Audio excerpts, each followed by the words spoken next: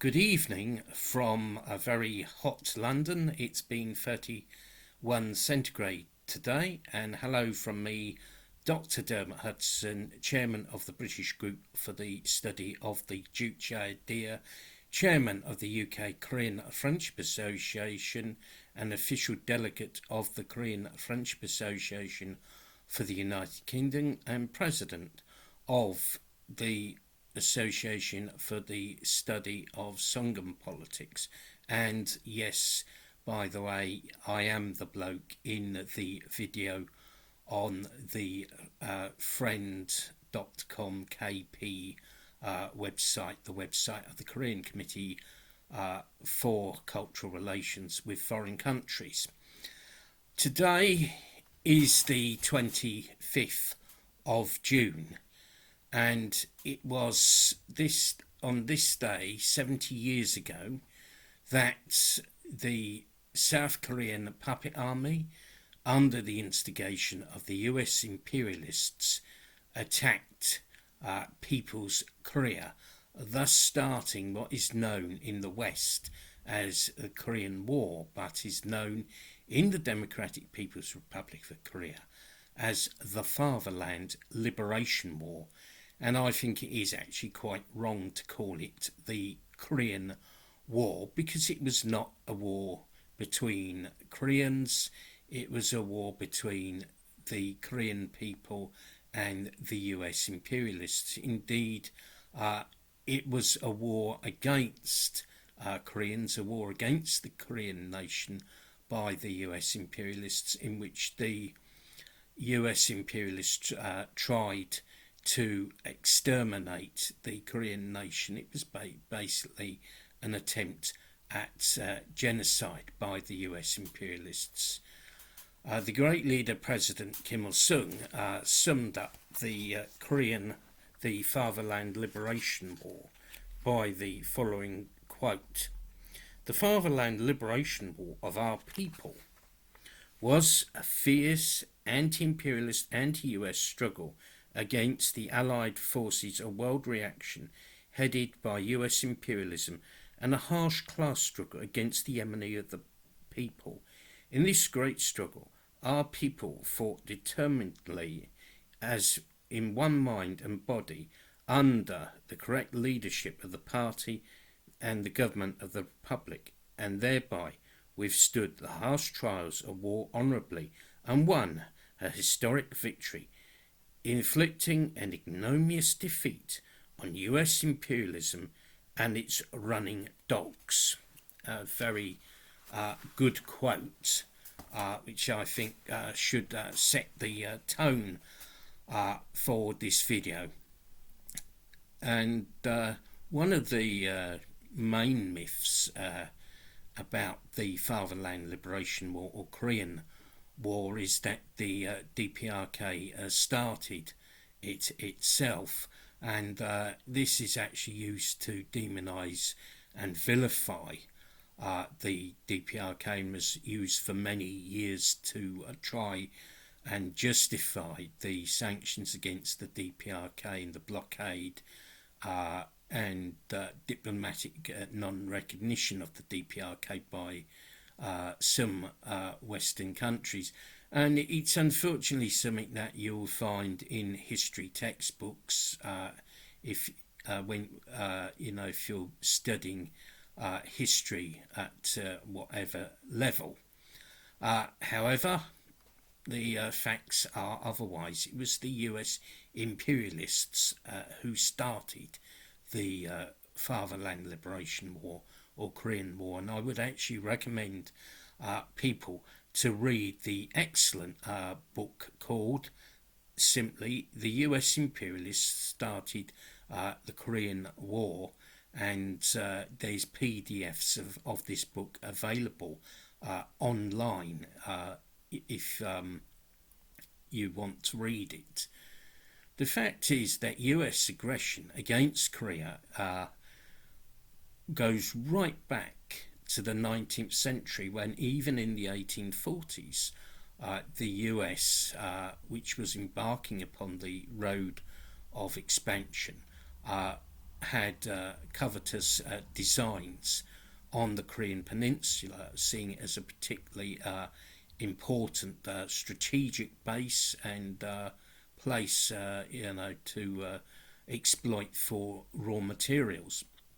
And it was actually in 1866 that the US pirate ship, the USS General Sherman, actually sailed up the Taedong River in Korea right up to Pyongyang City, where the US pirates tried to plunder the city and take away raw materials from the DPRK. However, the patriotic citizens of Pyongyang, led by Kim Ilsung, the great-grandfather of President Kim Ilsung, resisted the Americans and actually set fire to the ship and destroyed it.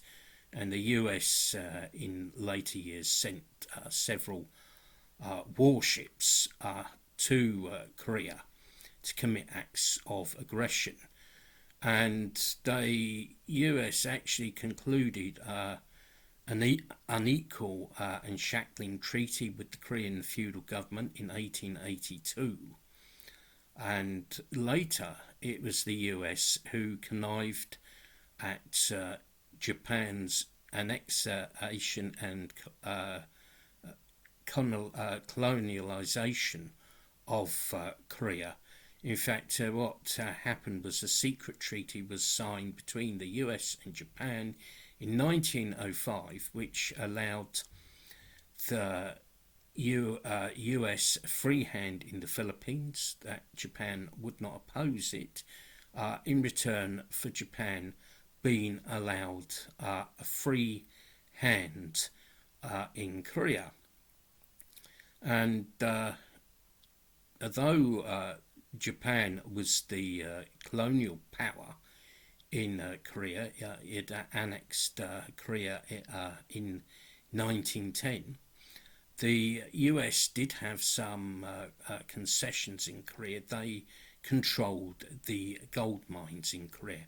And it's always very important to remember that the DPRK itself has deposits of gold and other valuable metals, as well as huge deposits of rare earths. I think that's something to be always borne in mind, given the US designs on Korea. And in 1945, when Japan was finally defeated, when the Korean People's Revolutionary Army, together with Soviet troops, liberated Korea on the 15th of August 1945, the US couldn't actually get their troops to the Korean Peninsula quick enough. They were bogged down. So two American colonels, one of them being Dean Rusk, actually with a pencil and a ruler drew a line across the map of at the 38th parallel and divided Korea. They seized the southern part of Korea.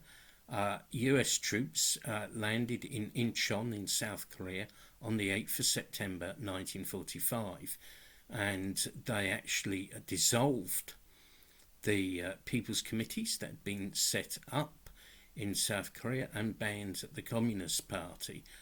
They set up direct US military rule, but in 1948 they replaced that with a fascist puppet regime under Syngman Rhee, a very discredited figure who'd been a Korean bourgeois nationalist but had actually stolen the funds of the independence movement, had not lived in Korea for many years. In fact, had lived in Hawaii, and I believe was actually married to a German or Austrian or an American woman. Something people might want to look up for themselves. So in 1948, the DPRK was set up, but a few months earlier, a South Korean puppet regime under Syngman Rhee had been set up, and that committed fascist terrorism against the people, slaughtering hundreds of thousands. And these massacres are well documented. I will not go into them here, as my main focus tonight is on the issue of how the Fatherland Liberation War was started. And as I say, the US had created this puppet regime, and it had a number of aims in Korea. Firstly, the US wanted to extend its rule to the northern part of Korea. It wanted to destroy the People's Democratic regime in the northern part of Korea, which was advancing towards socialism and which was totally independent. And it wanted to extend its fascist colonial rule to the northern part of Korea. It wanted to seize the whole of Korea as a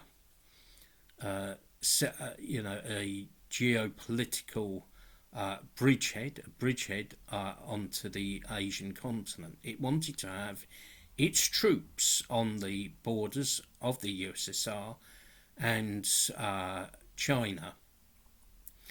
And the Chinese Revolution in 1949 also gave an impetus to US aggressive designs in Korea, because the US wanted to embark upon a strategy of what they called rollback. This meant not simply containing communism, not containing socialist countries, but actively rolling them back, as they put it. The active elimination of socialist and communist regimes by military force. And this was the US aim in Korea. Moreover, a depression in the US economy was approaching. There was a danger of the US sliding back into the slump that it had been in the 1930s. So by provoking a war, this would actually create a huge demand for armaments and would actually create a boom. And in fact, economists actually do speak of the Korean War boom that actually occurred in the 1950s, after the US had started the war in Korea. So the US had a number of motives for wanting to start a war in Korea. In January 1950, they signed a military pact with South Korea and gave South Korea a huge amount of military aid. Then, in April 1950, the US National Security Council met and approved the plan to start a war in Korea, and this was known as NSC 68.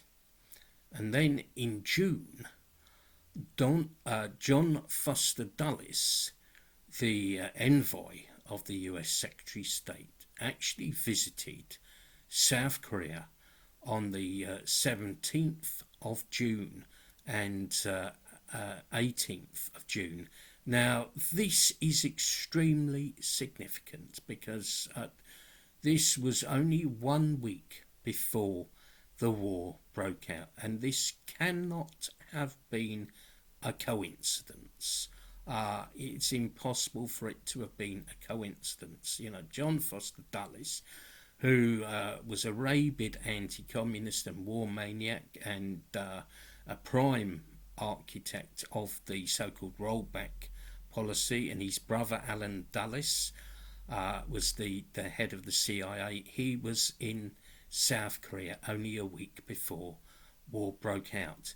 And he also visited frontline areas, and this famous picture of Dulles at the frontline areas with a map looking north. And Dulles addressed the South Korean National Assembly, made a very provocative anti-communist speech in which he said that the United States would stand behind South Korea so long as they played their role in the great design for human freedom. Of course, I'm paraphrasing the speech a bit, but that is basically the gist of what he said.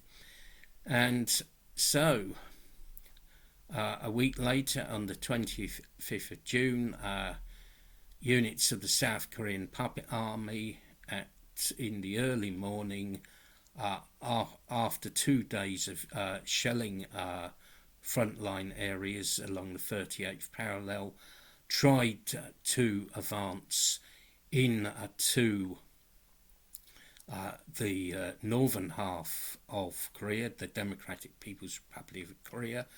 They only got about 1 to 2 kilometers before they were turned back by a decisive counter-offensive that was mounted by the Korean People's Army under the command of the great leader, Marshal Kim Ilsung, an ever victorious iron-willed commander.